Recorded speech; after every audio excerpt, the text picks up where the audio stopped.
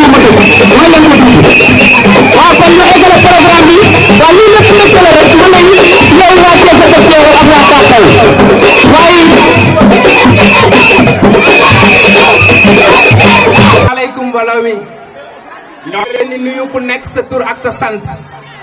di commencé ci nuyoo bi suñu kilifa yi nga xamante ne si ñoom ñoo jiite tey parti bi au niveau national au niveau régional ak au niveau local kon dafay laaj bu ñu ñëwee fii pour bëgg a waxtaan ak yéen day laaj ñoom ñu nuyu leen vraiment sànni leen ay kàddu tuuti kàddu yan lañ bëgg a sànni au nom des jeunes dañu bëgg rek seedeel lu ndaw ci suñu responsable yi nga xamante ni ñoom ñoo fi teew autour de Mouleye Diop ñun duñ topp nit mais logique la ñuy topp te logique bi tax ñuy topp nit dañ koo gis ci Mouleye au début ci lim njëkk a commencé dafa wax ni lu mu gàtt-gàtt dinaa fi indi 12 tonnes de riz ma séddale ko femmes yi loolu c'est quelque chose à apprécier man damaa mën a wax ci loolu parce que dama doon président association doon président ASC ba pare doon coordinateur des jeunes filles kon cela veut dire que ni su ma waxee war naa wax mu ne yow ma foofu de mu ne ma mutuelle de santé bi dinaa ci jëndal lu mat 50 personnes ñuy faju pendant 1 an xam ñun ku ñu woo ci ay affaire de développement rek ñu fekk rek ndax ñu sommes des acteurs de développement mu ne yam ma foofu depuis 2010 laa la wax depuis 2010 jusqu'à nos jours amul nawetaan buy jot du subventionné ASC yi kon cela veut dire que ni loolu jar naa saluer beneen bi ci topp mooy li muy def daf koo deful ci dooley président defu ko ci dooley parti daf koy def ci dooley boppam ndax tey jii nii mënoon na moom li muy am mu yam ci boppam mu yamale ko ci njabootam toog mais dani non non du ma ko yemale foofu damay ñëw bokk ko ak askan wi kon cela veut dire que ni loolu vraiment doon na loo xamante ni dañ koy saluer monsieur Abdou Mbow ñu lay lancer encore tamit un message parce que zone nord vraiment soxla nañ ay responsabilités ñi fi nekk yàgg nañ ci trop ci parti bi di liggéey depuis booba ba tey mënuñu wax ni à part ñenn ñi rek lañ di jox ay responsabilités mais ñeneen ñi boobu ba tey ñu ngi xaar te fi ñu toll nii échéance yi ñuy jublu fii à Thiès vraiment dañ ci soxla ay ndombay tànk yu am solo ndax loolu moom mooy waral liggéey bi ñu war a def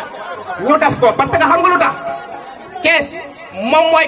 région bi nga xamante ne si nii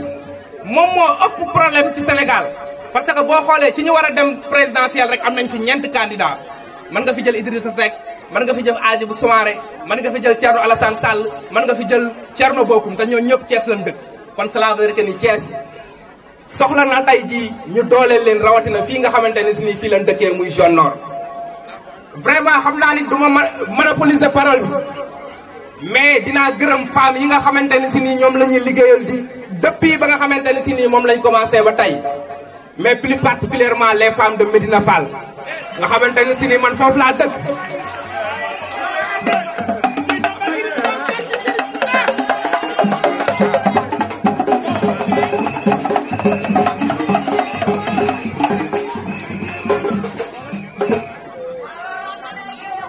muy les femmes de Médina Fall yi nga xamante ne si nii foofu laa dëkk mais aussi tamit bàyyiwunu les femmes de Taax Kaw parce que ñun en tant que coordinateur femmes yëpp la ñuy liggéeyandool mais nag dafa fekk ni ku nekk fa nga dëkk foofu ngay njëkk a commencé di remercier aussi tamit jeunes yi nga xamante ne si nii ñoom la ñu àndal di liggéeyal parce que à chaque fois ba wax ko ma ne leen ñun amuñu benn défi rek lañu am muy élire le président de la république dès les premiers tours amaatuñu beneen liggéey boo xamante ni si nii moom la ñuy liggéey te jàpp naa ni liggéey boobu yéen di ngeen ñu ci accompagner dinañ ci ànd ak yéen beneen bi ci topp aussi tamit mooy li ñuy liggéey jàpp naa ni yamagul fii dinañ continuer di liggéey bi dinañ continuer aussi tamit di vulgariser li nga xamante ni si nii moom la président liggéey ci dëkk bi parce que aussi tamit wax ji bari na mais xam naa ne bu ñu àggee ba le soir du 29 février incha allah yuuxu dina jug fu ñu ko foogeewul maa ngi leen di sant yéen ñëpp di leen gërëm. Monsieur le Président de l'Assemblée nationale, Honorable Abdou Mbow, Monsieur Demba Diouf, directeur de cabinet du ministre des Forces armées, Monsieur Mor Mbaye, responsable politique dans la zone nord à Thiès, Monsieur Abdoulaye Gueye, président du mouvement Siggi Jotna, honorables invités en vos rangs et qualités. maa ngi sant di gërëm aussi les femmes leaders de la zone nord yoo xam ni balaa may yëkkati samay kàddu ñoom laa yëpp ndax saa yi bu ma leen fekkee ci jotaay sama xel gën a dal ku ci mel ni présidente comité consultatif bi mooy Fat Badiane femme leader boo xam ni boo 87 groupements dans la 87 groupements dans la zone nord di gërëm Matu Sey ak Fat Sey yu kër maam Alaaji ak Fatim Thiam ak maam Sey Sarr ak jigéen leader yi ma fi fekk yëpp mënuma lim ngeen jéggal ma ak daayira yi ma fekk waa maam Jaara Buso ma lay dama ne woon tey sax duma wax ndax yàlla xam na ni wéruma dama am problème de tension dama ne suñu kàddu ñun Alliance pour la République ak Benno Bokk Yaakaar ñun ñëpp ñu koy jël tënk ko jox ko le président Abdou Mbow qui est le porte-parole du parti mais dafa fekk nag su ma ñëwee fii taaxi kaw gii foog sax su doon benn kàddu ma sànni ko ci ndax balaa may aussi yëkkati samay kàddu maa ngi gërëm sama nijaay Saliou Gueye mi nijaayu baarataal mi def joyau bi dans la zone nord di fierté taaxi kaw gii tuddee ko sama papa yi yaay mu njaay caw si ma lay mënuñu lu dul sant la ak gërëm la ndax nag ba nga jàppee ba léegi bàyyi woo te booba ba léegi amoo benn moyen benn ndomba tànk booy takk ndax nga mel ni Abdoulaye Dieye booba ba léegi nga taxawal les femmes de la zone nord yaa ngi ci ndimbali yaa ngi ci koor yaa ngi ci koor yi yaa ngi ci tabaski ma bëggoon tamit président Abdou Mbow comme ñëw ngeen fii tey si zone nord si plus particulièrement à taaxi kaw ngeen xam ni zone bii mooy zone bi gën a défavorisé si Thiès ba may nekk daara fii laa nekkee woon daara man taaxi kaw gannu su Madina Fall bii ba léegi taaxi kaw bii mi ngi nii marché Ndelaw mbaa ngi nii booba ba léegi dara changé wu ci ñu bëgg président Abdou Mbow c'est une doléance des femmes de taaxi kaw nee na ñu ngeen jàppale leen ci pour marché bii ñu réhabilité ñu ko parce que marché bi depuis pratiquement léegi si mu wat 50 ans dara changé wul te tamit bëgg ñu gestu aussi zone nord ndax cadre yu ci bëri fii la ñu sosoo tamit waa zone nord ma bëggoon ñu waxtaan ndax nag ay at a ngi nii ba ñu defee yetu xeexukaay surtout zone nord mu doon vivier électoral wu kenn booba ba léegi la ñu tey la dëkk bi gisoo leen ko déggoo leen ko seen doom ma lay ñëw na ànd ak baarataal ak Mor Ndiaye Mbaye ak ñi mu war a àndal ñëpp bëgg tamit nag ngeen ndax góor day ragal gàcce ngeen jox une majorité confortable si école bii ndax baarataal mi ko réhabilité mi ngi si wetu président de la république tey nag volet politique bi du ma ci suux ak kaddu ngërëm la ak cant rek ndax comme wéruma donc xam naa ni incha allah le président Abdou su toogee dina gën a mën a waxtaan ak yéen si yoo xam ni président mbëbët ko benn boo xam ni liñ ma dénk muy saxaar gi nee na chemin de fer bërki démb la ko réhabilitaat chemin de fer financement yi pare na su neexee yàlla suñu eggalee TER bi day ñëw ba max ko mu jógee Thiès ñu ba max ko ba Mali su neexee yàlla te financement yi pare nañ te ñëpp xam nañu chemin de fer xolam muy Madina Fall gi taaxi kaw kër Cheikh kër Maam Alaaji ndax ku ci liggéeyoon ba retraité soit nga jël sa doom wala nga jël sa jarbaat mu war a téewaat kër gi mais incha allahu rabbi président de la république nee na chemin de fer bi saxaar gi dina ko dekkalaat te li doon Thiès di dunde mooy saxaar gi muy poumon économique de la ville de Thiès dina dekkiwaat su neexee yàlla. lii lépp nag seen doom seen xarit ku ci doo seen noor ki ma si dox soo ko def muy kenn wala soo ko tàccoo ko bu baax a baax a baax ñu sant ko moom bu baax a baax a baax lii lépp seen doom moo àndandoo ñu moo àndal yëpp def sa rajo bi ci ñu lay jóg bi nga xamante ne mooy le président waaye ñu jox ñu sant ko bu baax a baax a baax bu chef village ñu sant ko moom tam mu joxe li nga xamante ne mooy symbolique monsieur le directeur de cabinet merci beaucoup les gens on continue le programme ñu ngi nuyu loolu bëgg ngeen yëg rek ki nga xamante ni moo leen di taxawu seen préoccupation rek a tax ngeen ñëw mais damay profiter ci occasion bi tout d'abord nuyu le vice-président de l'Assemblée nationale monsieur Abdou Mbow ñu ngi lay nuyu di la jox sa wàccuwaay di rafetlu sa liggéey bi ngay liggéey fii sa Thiès donc faruma di wax ci nit wante monsieur le président Abdou Mbow nous t'encourageons donc ba Thiès newul woon dara si ñuy jàppale président Macky Sall donc je pense que vous êtes le premier à entrer sur le terrain kawuta parce que ku xooloon ni en 2009 kenn ñëwul woon génn taxaw di wax président Macky Sall donc vous êtes le premier à défendre les intérêts du président Macky Sall donc loolu ñun fu ñu toog dañ koy wax te dañ lay remercier ci loolu te boobu léegi yaa ngi si taxaw si di si liggéey bu am solo malgré wax yi am yëpp ñun xam nañ li ngay liggéey xam na fi nga féete président Macky Sall donc ñu ngi lay encourager sur loolu di la remercier. di nuyu le directeur de cabinet Demba Diouf kooku moom sama xarit la di sama mag mais aussi di sama soppe ndax nit koo xamante ni li ko ñor rek mooy président Macky Sall nit ku loyal derrière le ministre Augustin Tine. Donc vraiment monsieur le directeur cabinet ñu ngi lay nuyu bu baax di la jox sa wàccuwaay mais aussi di nuyu suñu sœur di suñu xarit di suñu jigéen soxna Seynabou Ndiéguène de PCA du Petit Train Bleu nekk responsable fii ci zone nord. man damay sawar di wax ci moom ndaxte lépp lu mu xam ak lu mu am ci zone nord daf ma ciy boole. donc di nit koo xamante ni aussi elle fait partie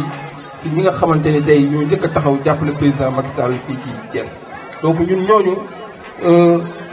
mënuñu leen bañ a naw lépp lu ñu dugg rek foog ñu waxtaan seeg ñoom ba ñu xam ni kat ñii lépp ñoo ko waral. mais aussi di nuyu le responsable monsieur Mbaye donc Mor Ndiaye Mbaye donc ñu koy nuyu di ko jox wàccu waayam ñu nuyu tous les responsables yi nga xamante ni ñoo teew fii. mais damay jox mention spéciale suñu frère Mëlay donc di ñaan ngeen tàcc ko ndax lii dafa jafe moom wootewul meeting ngir tëgg ay sabar mais dafa woote loo xamante ni dafa accompagné par des dons donc impact social la def ci askan wi. donc tey le président a décrété l'année 2018 comme année sociale donc moom il a bien suivi le dynamisme du président Macky Sall. donc tey lii muy def nii vraiment kuy jàppale président la parce que ñëw na si couche bu gën a vulnérable taxawu jàppale daara yi jàppale askan wi jox leen ay dons donc loolu la président Macky Sall soxla loolu la askan wi soxla te loolu mu ngi koy dox. donc monsieur Mëlay vraiment kontaan nañ ci yow trop te xam ni kat lii nga def nii ñun dañoo touché parce que bi nga ma woowee au téléphone da nga ma ni kat bëgg naa nga ñëw teew ci sama événement parce que ñoo bokk gis-gis ñoo bokk vision parce que action yi ngay def gis nañ ko ci Thiès. donc ñoom ñi ñëpp di responsable APR ils sont reconnaissants tout si nekk bi nga ma woo encouragé ma si li nga xamante ni moom laay liggéey te ñun ñoom la ñuy dooleel mais aussi buñ leen dooleelee aussi suñu bopp la ñuy dooleel mu wàcc si dellu si askan bi pour askan bi mën a jot mën see jot. donc vraiment Mëlay on te félicite donc lii nga def tey ñun ñëpp war nañ ci jël exemple kuy wootee ci meeting wala Mumbai muy ànd ak ay action sociale loo xamante ni population bi dinañ ci mën a gis seen bopp. donc tey je parle au nom du cadre unitaire doomu Thiès ñi nga xamante ni tey ñoo yëkkandoo di dóorandoo muy le président Babacar Fall président Thiès sur les rails du développement xam naa mu ngi si yoon bi léegi mu egsi di wax aussi sous le contrôle de Mamadou Gningue le président de ASP. donc lii mooy Thiès mooy ñu booloo fédéré liggéey dans l'unité coow li jaru ko ku nekk xam nga ki la mën ku nekk xam nga ki président Macky Sall wóolu ñun ñëpp li ñu tax a jóg mooy le président Macky Sall am majorité au soir des présidentielles du 24 février. te loolu du ngi siy liggéey bu am solo parce que li président Macky Sall di def fii ci Thiès ku gumba ku ko bëggul gis na nga takk say bët parce que président Macky Sall réalisation yi muy def Thiès am na si priorité yu am solo donc autoroute à péage baa ngi fii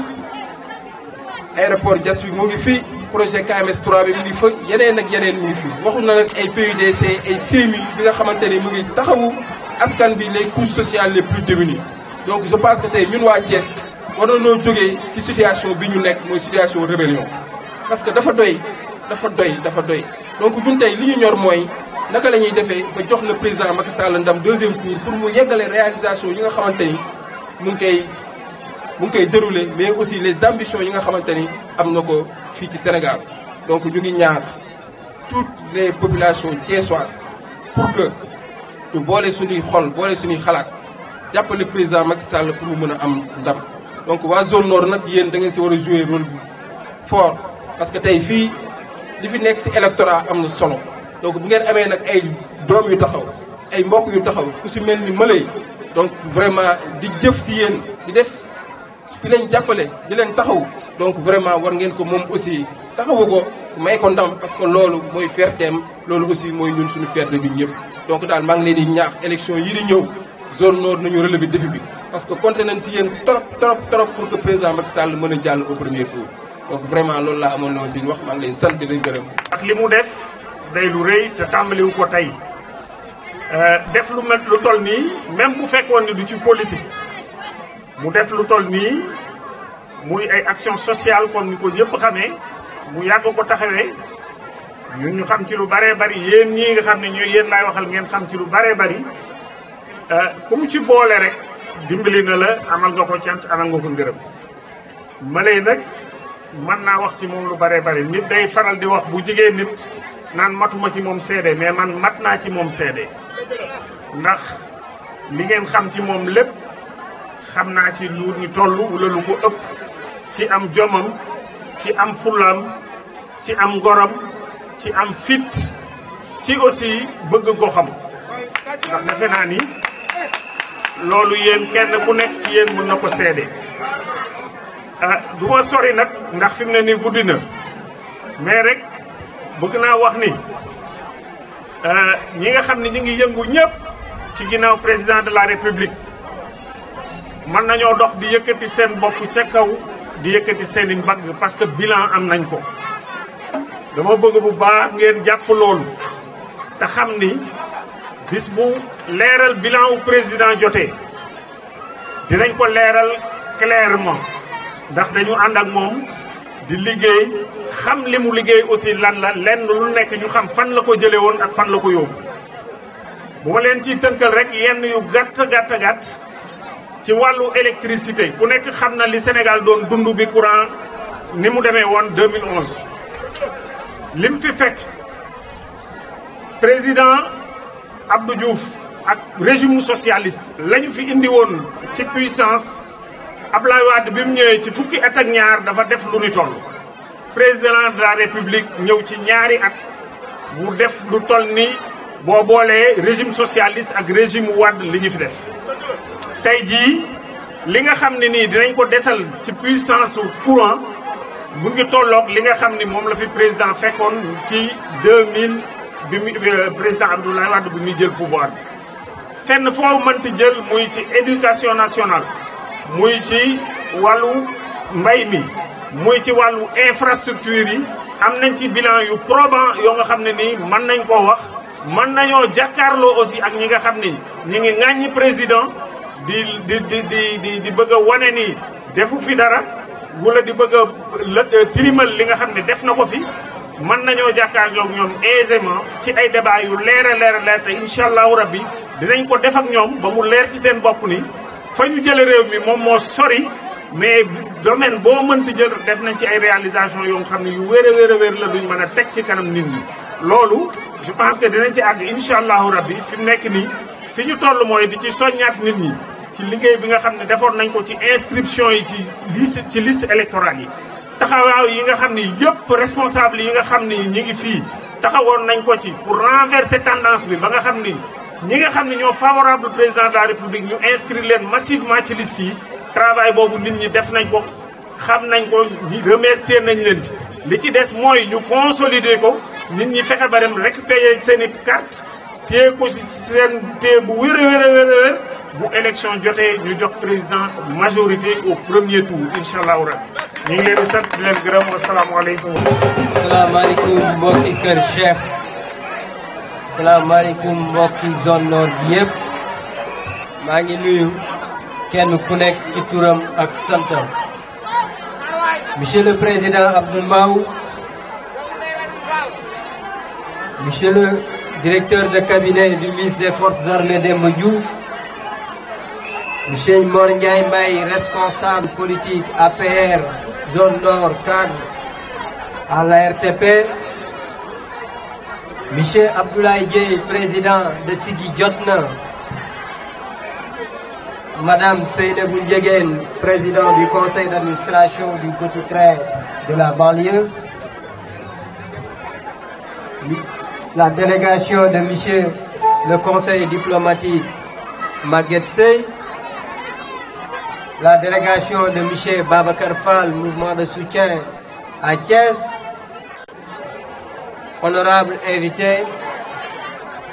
maa ngi leen di nuyu yéen ñëpp di kontaan ci seen teewaay fàttewuma kenn maa ngi ciy boole délégation monsieur Omar Diop, responsable politique APR ici à Thiès Nord. kontaan naa ci seen teewaay di leen xamal ni nii rekk la tey ndaje bi li ko waral ñaari pàcc dong la bi ci njëkk mooy kenn umpalewul ni le président son excellence Macky Sall dafa woote année 2018 année sociale ñu nekk ci keppaaram ñu ni kon dinañ ci ànd ak moom jàppale ko ba population yi nga xam ne ñoo féete fii ci zone nord xam ni li ko ñor mooy askan wi gis seen bopp ci li mu yor ginnaaw am na ñu ko nekkal ci gox yi ma nekkal ko man fii ci zone nord ma ni gannaaw loolu la woote nañu ci bay suñu waar def ci lu am solo ba nga xam ni ñi ko yeyoo dinañ ci gis seen bopp xam ni lépp mu ngi jóge ci moom ndax Sénégal rek moo ko ñor loolu moo tax tey ñu woote volet social bi mën a distribuer li ñu fi indi ci ceeb man ko jox xale yi nga xam ne ni dañu am loolu ñuy wax malnutrition wala mag ñi nga xam ne dañu faible ñu jox leen ko ñu jëfandikoo ko ci seen biiri kër mais dañ ni duñu yam foofu ndax ku wax social di nga wax wér-gi-yaram ñu ni kon nañu accompagner les familles ginnaaw bi président Macky Sall taxawalee bourse familiale bi ak couverture maladie universelle ñu ni nañu àndandoo ak moom ndax moom wane na yoon wi ñu jël en charge des familles fii ci zone nord ñu mën leen a toppatoo ñuy faju ci bu ñu feebaree ci lu toll at ñu jël ko ci suñu initiative bu bopp àndandoo ko ak la mutuelle de santé de Kër Cheikh Taaxi Kaw ak Kër Maam El Hadj mais bu loolu weesoo am na liggéey bu am solo bu ñu jotoon a liggéey ak femmes yi fi ñëw tey je pense que li may wax yéen a ma ko gën a xam ndax li fi nekk ci groupement ñëpp daj na financé nañ leen ba tey ñu mën a demal seen bopp te loolu dañu ko def ci ndigalu président Macky Sall mais également ci ndigalu suñu camarade de parti yi nga xam ni ñoo nekk ci instance yi gën a kawe ku ci mel ni le président Abdou Mbow ñu def ko pour askan wi mën a gis seen bopp mais loolu yëpp bu ñu koy def nag dafa fekk dañ ñu dooleel mais ki ñu dooleel kon war nañu góorgóorlu ba nga xam ne li mu bëgg ci réew mi war na ko mën a am ndax ku xam le président Macky Sall xam ne il a beaucoup d'ambition pour ce pays président Macky Sall tey dootuñu wax bilan ndax li mu def dafa ràññeeku ndax ku ubbi sa bët xool di nga ko gis ñu dëgmal élection présidentielle yoo xam ne nii dañ ci war a ànd ak moom pour mu am ñaareelu mandat mais ñaareelu mandat boobu pour mu am ko il faut que askan wi jóg àndandoo ci ak moom joxaat ko ko niñ ko ko joxe woon mais cette fois-ci ñu joxaat ko ko jox bu gën a leer mooy mu gagné dès le premier tour te du am laam-laamee mais président Macky Sall pour mu mën a gagné premier tour dafa soxla ñu mel ni ñun kenn ku nekk fi nga nekk nga bay ci waar wi lu am solo umpalewu leen di centre bii ñu tiim di centre mu Njaay Thiaw man maa fi nekk te war nañ ko gagné te yaakaaruma ci kenn ku dul yéen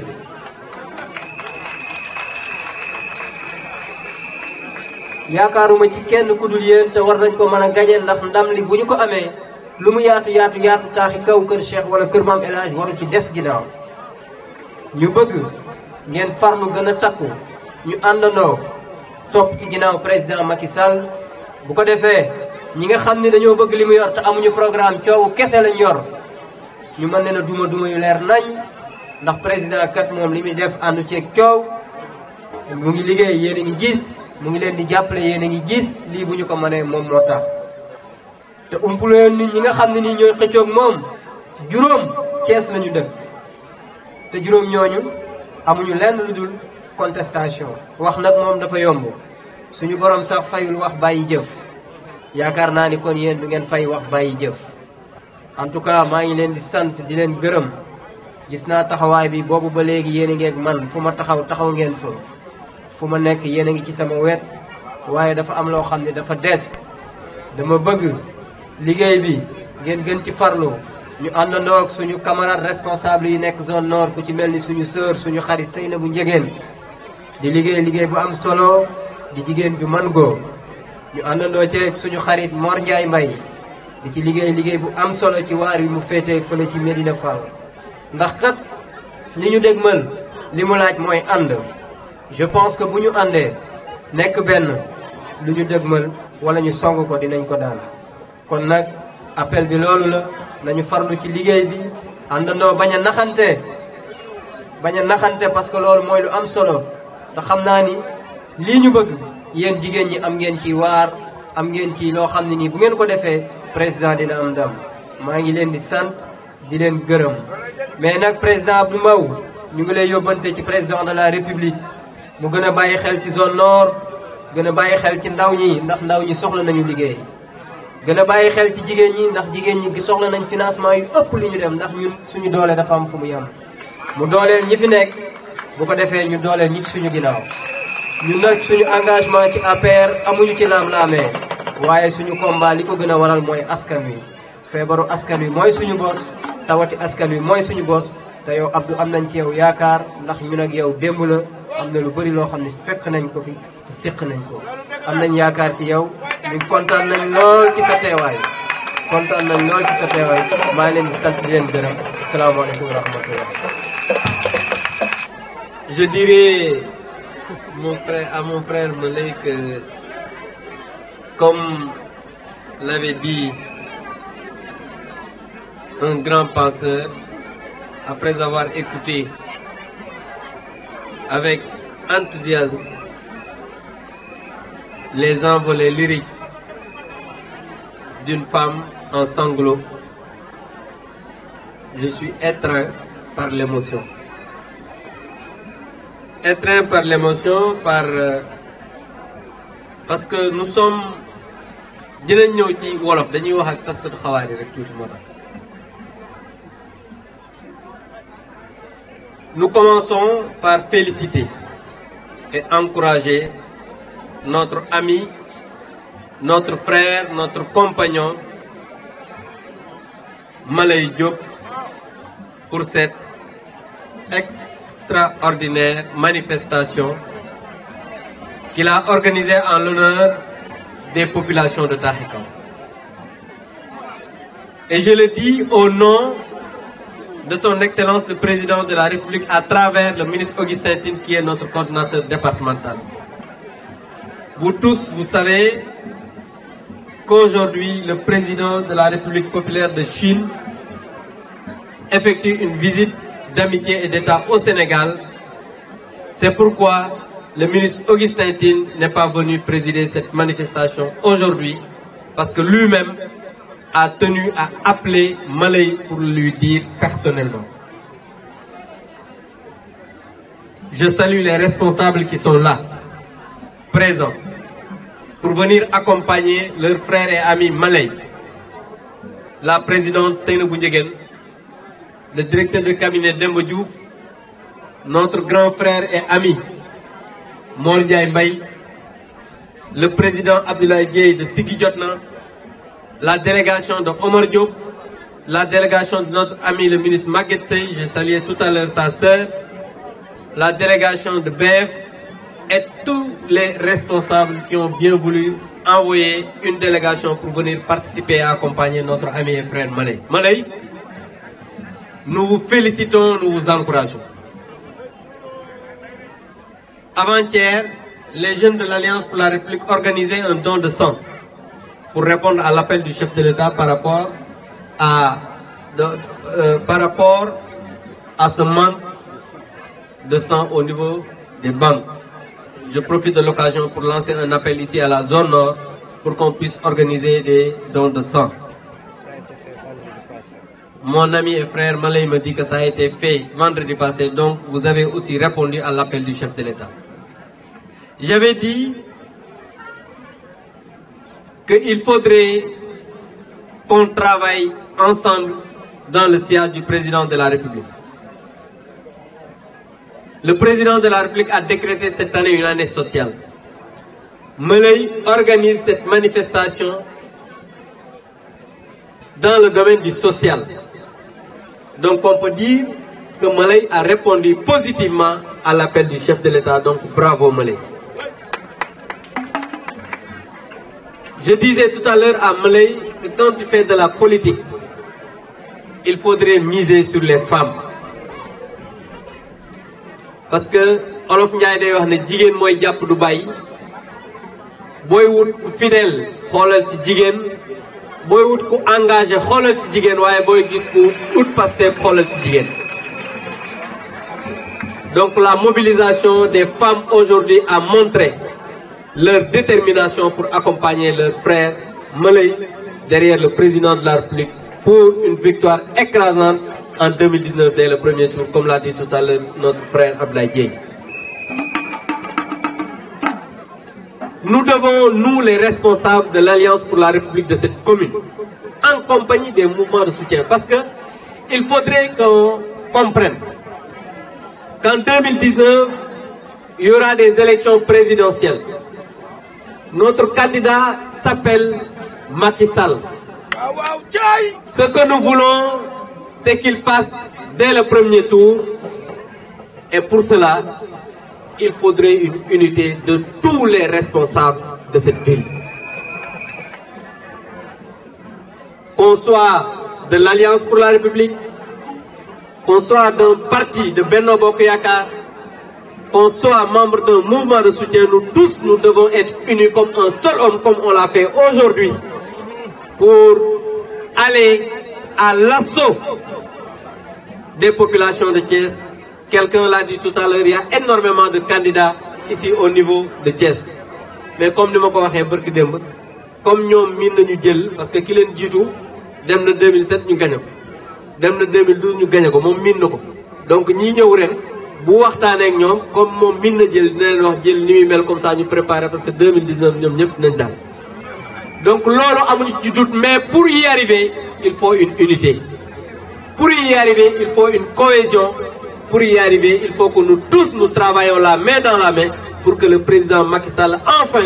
puisse au soir du 19 mars avoir une victoire éclatante dès le premier tour. Je dis bien au niveau de la ville de Thiès. Parce que nous devons commencer par la ville de Thiès. Xam nga li may wax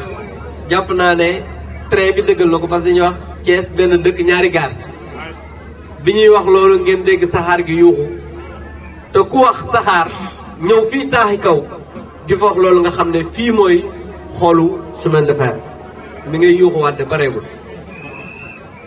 Donc di wax rek ne ñun waa Thiès, il y a énormément de raisons qui font que nous devons travailler pour accompagner le président Macky Sall. Avant 2012, est-ce qu'on avait vu un État qui a amené des financements dans cette ville? Non. Avant 2012, est-ce qu'on avait vu un État qui organise les groupements pour qu'ils puissent avoir des carnets de santé, notamment avec la couverture maladie universelle? Non. Avant 2012, est-ce qu'on avait vu un État qui organise les jeunes pour qu'on puisse avoir des financements rapides par rapport à la DER, c'est-à-dire la délégation de l'entrepreneuriat rapide? Non. Avant 2012, est-ce que Thiès était une ville universitaire? Non. Parce qu'aujourd'hui, à part Dakar, la deuxième ville universitaire, c'était Saint-Louis. Mais aujourd'hui, on peut dire que Thiès est une ville universitaire parce qu'il y a la faculté de médecine. On est en train de finir l'ISEP. Aujourd'hui, l'université de Thiès est devenue une réalité. Il y a les noms, il y a l'université polytechnique et tout ça sous le magistère du président Macky Sall. Donc je pense que nous devons, nous à Thiès, travailler à accompagner le président Macky Sall. Li nga xamné mom la bëgg wax moy damay tambali di sante di gërëm ak di encourager suñu frère Meley ndax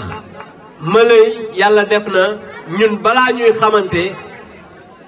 woon nañ démb boobu politique amul tey doog a ñëw yàlla àdduna di dox ba tey ñu daje ànd di jàppale président Macky Sall tey jii taxawaay bi ñu fi taxaw dafa doon taxawaay bu am solo parce que bërki démb xale yi dañ doon def li ñuy wax don de sang démb ñu taxaw fa lancer un appel à l'unité des responsables ne leen nag à partir de démb dëgg la daan nañ ko def mais dinañu continuer di ko def tey bu ñu ñëwee fii président Nabou Ndiéguène taxaw fi directeur de cabinet Demba Diouf taxaw fi suñu mag Mor Ndiaye Mbaye taxaw Omar Diop waroon fi taxaw yónnee suñu frère Abdoulaye Dieye bi nga xam ne liggéey bu am solo bi muy def ci biir dëkk bi ñëpp xam nañ ko taxaw BF yónnee ñu gis ne responsable yi nga xamante ne nii ñoo nekk ci gox bi te am ay gàllankoor tey muy le ministre Maguette Seye am magam nekk fi ay responsable am nekk fi Faye wax na sànq ci kàddoom jàpp naa ne suñu amee taxawaay bu mel nii ci biir dëkk bi lépp lu ñu song dinañ ko daal parce que politique dëgg la dañ koy def pour askan wi mais askan wi nga xamante ni moom la ñuy représenté jàpp naa ne bu ñu bokkoo booloo nekk benn dinañu gën a jox seen bopp parce que tey Maleye lii mu def ci goxam képp kuy responsable lii nga war a def ñëw ci base bi waxtaan ak nit ñi li nga am nga bokk kook ñoom te li nga mën nga def ko te la ngay wax it mu doon loo xamante ni lii lu wér lay doon parce que nekk ci ay nawle dëkk ak ñoom dig leen loo xamante ni ëllëg soo rombee ñu ne ay cam gor bu nekk war naa mën a daw loolu te Maleye yàlla def na li nga xam ne wërsëgam la mu jël ci ñëw bokk kook askan wi ñi nga xam ne ñoom ñooy ay dëkkandoo nit ku mel noonu jàpp naa ne bu dee noonu lay doxee fépp fu mu leen woo nag war ngeen ko wuyu woote nag neex na wuyu ci tamit neex na waaye li gën a am solo pour mu gën a am doole wax ne leen ko léegi mooy fii mu dëkk su élection jotee ci ngoon ñu ne viiw waa Maleye ca Mandiaye Thiaw parce que loolu nag bu amul gàcce la te nit nag su fekkee da ngay ànd ak moom guddeeg bëccëg loo soxla mu taxaw ci bu élection jotee nga dem def neneen jàpp naa ne góor gu nekk war naa mën a moytu loolu te nit nag soo àndeek moom mu doon sa mbër nga ne moom ngay jàppale war ngaa mën a bañ mu am gàcce parce que li ngeen mën moom mënu ko mooy dem ci nit ñi wax ak ñoom inscription yi passé na bu élection jotee ñu mën a ñëw woteel ko parce que woteel président de la république mooy jàppale Maleye parce que foofu lay sukkandiku gën a am loo xamante ni dina mën a jàppale askan wi te moom ku ko xam ne li nga xam ne yàlla nga ko koy jox mi ngi koy bokk ak askan wi mi ngi ciy jàppale askan wi surtout jigéen ñi yéen jigéen ñi nag dañuy wax mention spéciale ndax ku gis seen taxawaay ku gis seen yëngu ku gis seen takku xam ne yéen ñi pare ngeen pour que en 2019 ngeen jox une majorité fii au président dès le premier tour li ñuy wax nag dégg nañ ko parce que président de la république moom li ko ñor mooy Sénégal dem ci kanam waaye ñu nit li ñu ñor mooy Thiès aussi dem ci kanam moo tax li ñu fi wax lépp Maleye wax ko Ablaye wax ko Mor Ndiaye Mbaye wax ko dinañu ko yeggale président te jàpp na ne li nga xam ne commencé na ko fii ci dëkk bi parce que nag aussi ñun ñëwuñu rek di leen wax jàppale leen président parce que dañoo bëgg ngeen jàppale ko déedéet parce que dañu gis ne 2012 ak léegi financement yi ñu ñëw ci jigéen ñi lu takku indi na ko ci jigéenu Thiès gis nañ ne 2012 ak léegi tali yi ngeen gis ñuy defar ci dëkk bi yëpp am na ñoo xam ne ñi ngi fi nekkoon pendant 10 ans yor mairie bi defaruñ fi meetaru tali tey jii ñi ngi wër ci dëkk yi naan ñooy defar tali yi benn tali defaruñ ko tali yi ngeen gis ñuy defar ci dëkk bi Promoville la Promoville loolu programme président de la république la du benn maire commune d'arrondissement bu ko fi defar loolu dama bëgg ngeen xam ko parce que nag aussi naxe dafa yomb parce que nag aussi bi ñu leen joxee maire yi ba léegi amul benn mètre tali boo xam ne defar nañ ko président de la république moo fi indi programme Promoville te bëgg nañ aussi wax ko mu yegg si ba law fii ci zone nord parce que jàpp naa ne ñoom it soxla nañu di wax ne gis nañ ne Thiès léegi nekk na ville universitaire parce que fii ku fi musa am bac ba ci ñun ñii nga xam ne ñoo gën a féete ndaw dañ doon dem Dakar jàng tey di nga am bac toog fii ci dëkk bi jàng ba pare te doo génn dëkk bi dem Dakar ñi ngi fii di fi defar ISEP muy institut des sciences de l'enseignement professionnel ENO am na fii université Thiès léegi nekk na une réalité polytechnique Thiès mi ngi fii gis nañ ne tey ENSA moom waxaale wu ma ko parce que depuis 1960 ci magistère président de la République lañ fi yokkee ay classes donc loolu mu doon des réalisations yoo xam ne président de la République moom moo ko fi def donc kooku war nañ ko mën a jàppale yàgg nañu jooy les chantiers de Thiès sous Ablaye Wade président de la République bi mu ñëwee chantier de Thiès yi ku ne gis na ne cinéma amitié fi mu nekkoon ekkul woon ci chantier de Thiès yi la bokkoon président eggale ko def ko auditorium ñu jox ko université tey jii stade bii di stade Lat Dior ñaata at ñu koy jooy bientôt pare na te système bi fi am muy gazon bi ak système robotisé bi Sénégal yëpp ñoom rek ñoom ñoo ko fi am te bientôt ils vont livrer ça gis nañ ne chantier yi nga xamante ni yu bari commencé woon na fii ci dëkk bi ñu koy jooy temps Abdoulaye de président de la République àggale ko donc jàpp naa ne bu fekkee ne am nga nit ku mel noonu mu ñëw di jàpp ci sa dëkk nag ña fa dëkk li ñu war a def mooy jóg jàppale ko te gis nañ ne élection yi passé pour la première fois jox nañ ko une majorité Benno Bokk Yaakaar est aujourd'hui incontestablement la première force politique du département de Thiès parce que les dernières élections du département organisées élection législative la ki nga xam ne moom la ñuy wax ne Ndamal Kajoor moom moo jiite woon liste ba te dañ koo duma rawee ko 30 000 voix loolu moo tax nekkul député donc tey jii la première force politique à Thiès c'est la coalition Benno Bokk Yaakaar donc ñun amatuñu lu ñuy tiit li ñu war a tiit mooy les démons de la division démb laa waxoon ne dinañu jóg fu ne ñu dem fa ànd dañuy wax responsable yëpp ñu jóg dem sur le terrain la main dans la main te yàgg naa di wax ne mën a joo gis dañ la ko jiiñ il faut que nit ñi booloo fàtte seen bopp parce que yàlla rek moo am kattan yàlla rek moo mën yàlla mooy joxe kattanam mooy joxe palam moo koy jox ku ko neex donc jàpp naa ne su fekkee ne ñun tey jii war nañu mun a liggéey ensemble à Thiès rien ne pourra nous arrêter et je pense que c'est dans cette union loolu la ñu président sant loolu la ñuy def te loolu la ñuy continuer incha allah ba yàlla may ñu ci ndam donc notre frère Malay ñi ngi lay sant di la gërëm di la encourager. li nga xamante ne mooy Malay. ñu ngi remercier waat bu baax a baax a baax a baax a baax a baax. Ndeye Diop responsable politique APR Zone Nord. Également. On parlait de rentrée politique après quand même cette longue hibernation. Non mais pas rentrée politique quand même. Après plusieurs années, en tout cas de militantisme, on peut pas parler de rentrée politique. C'est vrai qu'à un moment, on était un peu absent des manifestations politiques, mais ça se comprend. Parce qu'on était au niveau de la base, on était sur les consultations. Il fallait consulter et après venir animer. On a constaté que pendant un long moment, il n'y avait pas d'animation et les gens étaient un peu démobilisés. Et on a profité de l'appel du président, son Excellence M. Macky Sall, de l'année sociale, pour en tout cas faire aujourd'hui une manifestation de caractère social, mais également pour remobiliser les troupes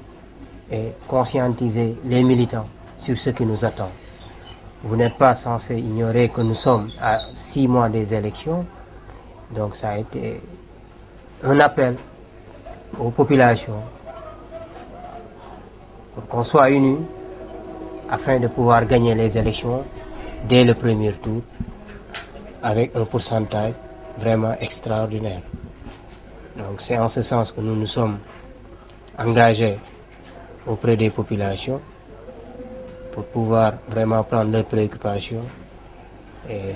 C'est ce qui a fait qu'aujourd'hui, nous avons organisé cette manifestation pour non seulement prendre les familles pour une année de couverture, parce que c'est toujours dans cette logique d'accompagner le président dans sa couverture maladie universelle, dans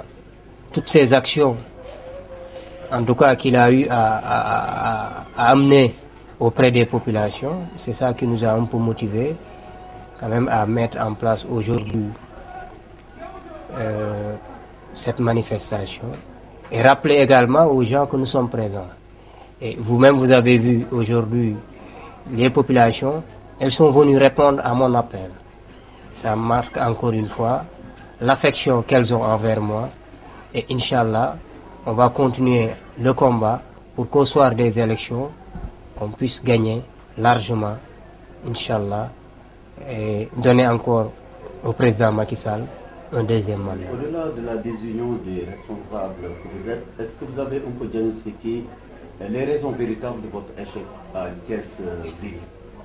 même si vous avez remporté les dernières législatives dans le département? Bon, nous tous nous avons constaté ce qui s'est passé ces dernières années, mais je pense que aujourd'hui les responsables sont conscients des enjeux de l'heure. Les responsables sont conscients que nous sommes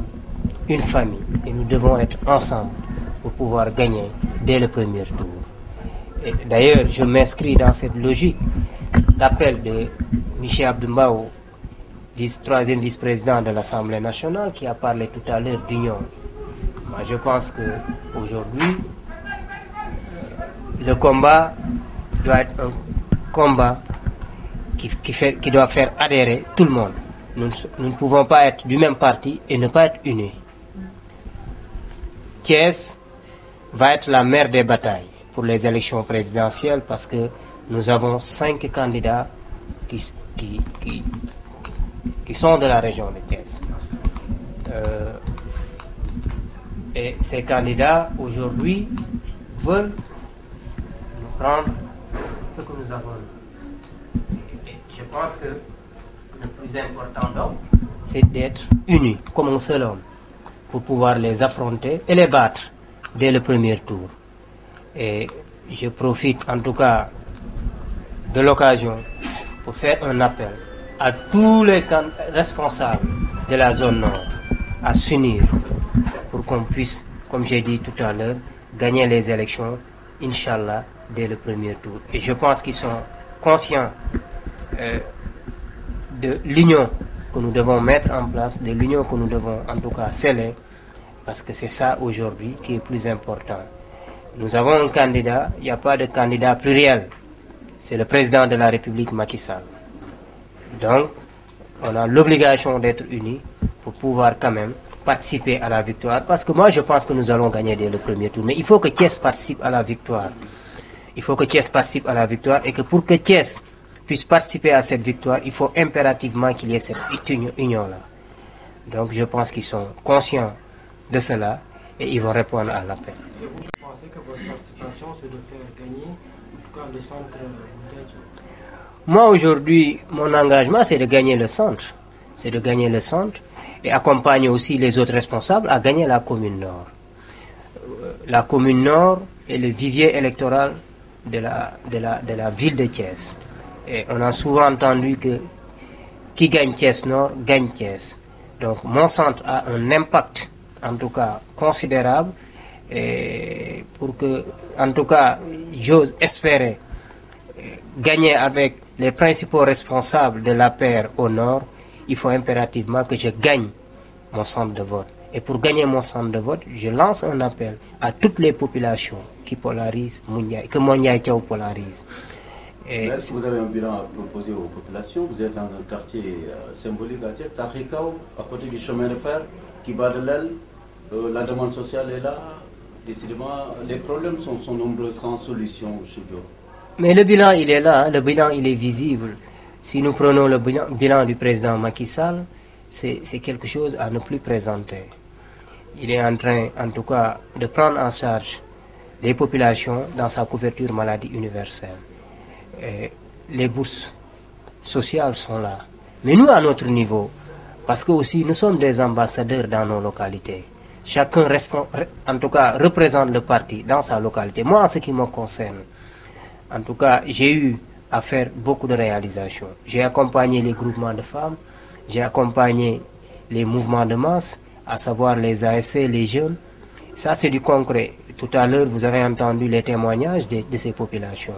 J'ai eu à accompagner aussi les mouvements religieux. Et ça, c'est quelque chose de très visible. Aujourd'hui, c'était autour d'une distribution de riz fortifié d'une quantité de 12 tonnes, accompagnée de remises de cartes, pour des cartes d'adhésion, des cartes de santé, j'allais dire, pour la mutuelle de santé de Tarika ou Kercher, Kermam Elage. Et j'accompagne cette mutuelle depuis très longtemps. Et ça, c'est quelque chose de très visible. Mais je ne m'arrête pas simplement à cela. Je vais continuer à être près des populations tout en défendant le bilan du président Macky Sall qui est visible. Aujourd'hui, le projet Ila Touba, c'est une réalité, ce n'est plus à présenter, c'est une réalité. Vous avez vu aussi Diamniadio qui commence à sortir de terre, une nouvelle ville. Et c'est ça le développement. Donc, au vu de tout cela, vous voyez que le président de la République a beaucoup d'ambition pour ce Sénégal. Mais écoutez, vous savez, le Premier ministre a fait une communication sur ça. Pour développer un pays, il faut impérativement aussi construire. Et je pense que c'est dans cette optique de construction qu'il y a eu quand même quelques dégâts, et ce qui a causé quand même un peu cette pénurie d'eau qui est vraie, mais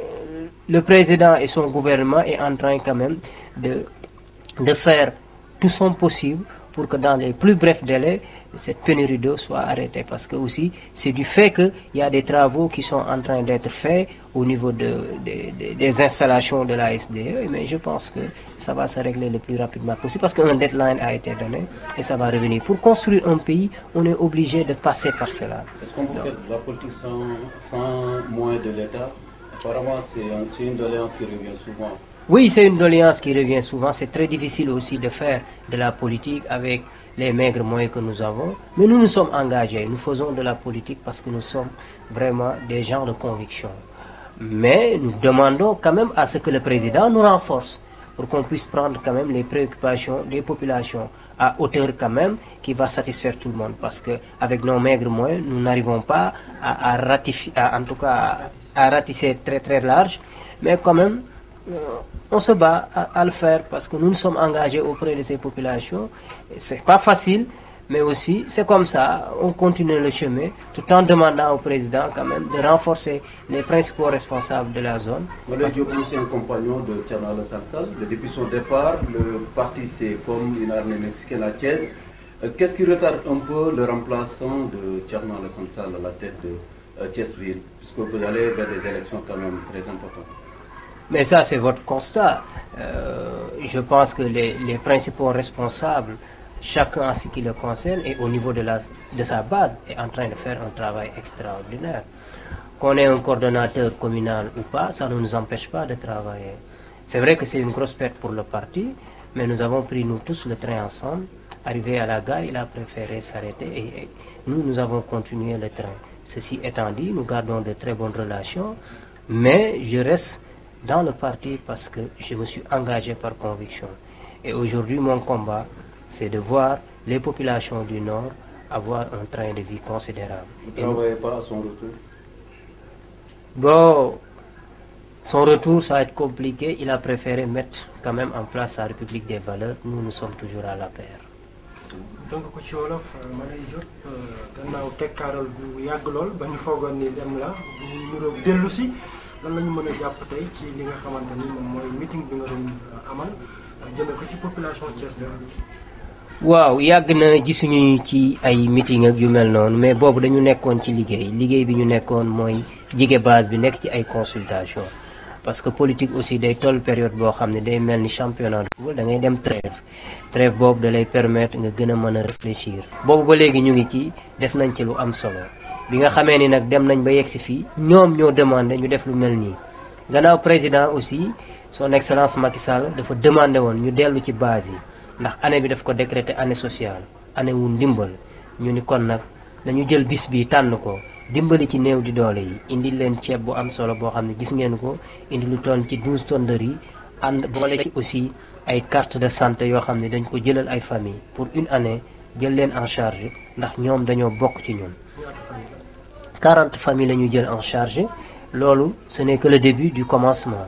fas yéene nañ tous les 3 mois ñu yokk yeneen 40 familles parce que lii ñu génn buñ ci jógee dañuy continuer proximité bi conscientiser nit ñi ci ambition yi président am ci réew mi conscientiser nit ñi ci li nga xam ne nii mooy dëgg ndax ñun lii ñu dëgmal dafa nekk lu am solo ci ñun ndax ñun suñu président am na bilan te am nañu candidat mooy le président Macky Sall mais fi ñu dëkk dafa am position bu am solo ci li ñu dëgmal parce que Thiès yàgg nañu wax vie politique la mais je pense que élection yi ñu jëm gën na ko leeral ndax juróomi candidat ci ñi xëccoo réew mi Thiès la ñu dëkk waaye ñoom comme amuñu programme wax rek la am comme programme ñun ñu am programme te amuñu problème mu candidature kon jot na ñu fésal ko mais fésal boobu bala moo gën a mën a yaatu dafa laaj ñun ñu ànd ñun responsable yi fi nekk ci Thiès rawati Thiès Nord man ku mel ni man ci loolu lay liggéey ànd ak ñëpp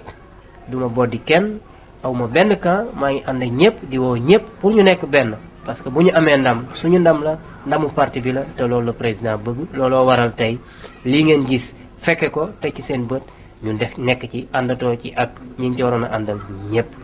nekk benn baax na mais également tawatu askan yi ngeen bañ a fay seen téléphone yi di seen jaay saafara leneen la ñu si bare na nañu ba élection passée kenn dootu leen gis sur le terrain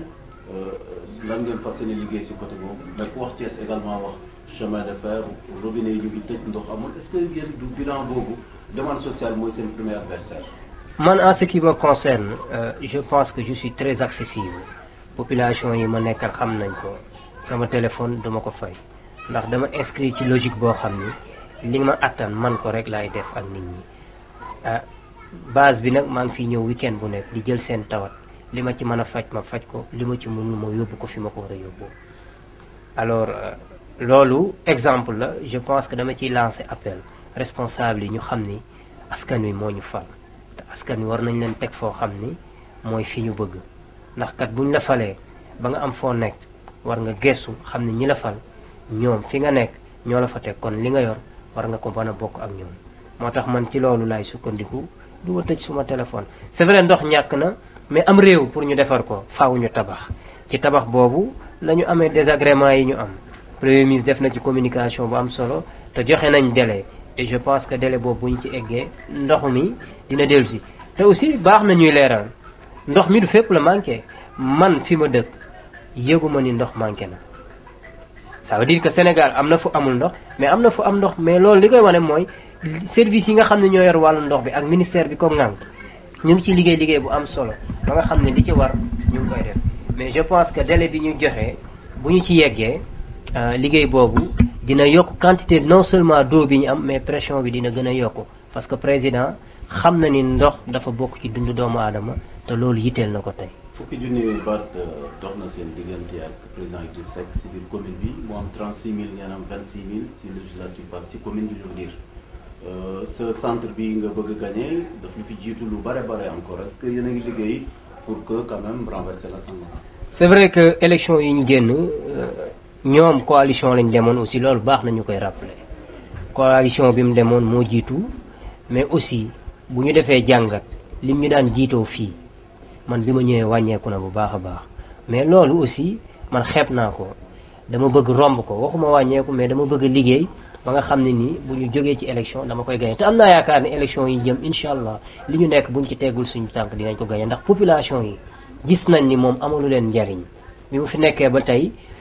wax na leen waaye heure bu ñu ko joxee mu dénkaane ko ñoom nag ñoo wax ma dégg ndax bi su nekk maa ngi dugg ci seen biir di proximité di jaxasoo ak ñoom xamal nañ ñu li fi amoon ñoom doyal nañ ci sëkk dañoo juumoon nit nag bu juumee dem ba ci biir nangu ni juum na kooku nag neex na nekkal xam nañ ni ki ñu dénk du kooku te am na lu ko xaw a firndeel bi mu gañee ci biir commune bi département bi ñàkk na ko te liggéey na lu yàgg daan gañe commune gañe département loolu doon day indi yaakaar mais am nañ yaakaar ni élection yi ñu jëm incha allah ak ni nga xam ne taxaw nañ ci président aussi taxaw ci ànd cee ñun yi ñu jàppale ñu war a jàppale population yi incha allahu rabbi écart boobu amoon dañ non seulement dinañ ko dindi mais la mu ñu daan rawee ñun incha allahu loolu lañ koy rawee surtout fii ci centre bii ma nekk mu Ndiaye Thiaw moi en tout cas engagé wu na pour gagner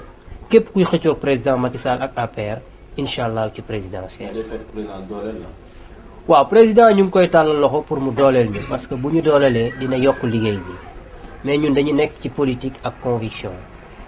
dooleel ji du suñu bopp rek mais pour population yi war nañu renforcer parce que nit aussi bu nekkee ci liggéey non seulement soxla na waaw góor mais soxla ku ko jàppale. APR nag dafa yaatu président mu ngi ci liggéey bi xañ na dafa yegseegul mais ñu ngi koy tàllal loxo mu jàppale ñu pour ñu mën a jàppale population bi pour li ñu bëgg ci gox bi ñu mën ko am. 2019 présidentiel la waaye local la itam ma lay jóg ambition. waaw mais li ëpp solo mooy li ñu dëgmal je pense que bu ñu jógee ci li nga xam ne nii moo ëpp solo pour ñun locales yi dinañ mën a déterminer wu parce que aussi dañu bokk ci parti te parti aussi day am discipline bu ñu tolloo ci élection locale li parti bi décidé rek ci loolu la ñuy décider mais moi je pense que c'est trop tôt quand même pour man ma wax ci ay élection locale yoo xam ne dafa am lu dox ci diggante bi mais bu ñu weesoo présidentielle di ñaan gañe ko ak jàmm dès le premier tour li parti bi décidé rek ci loolu la ñuy tënku incha allah.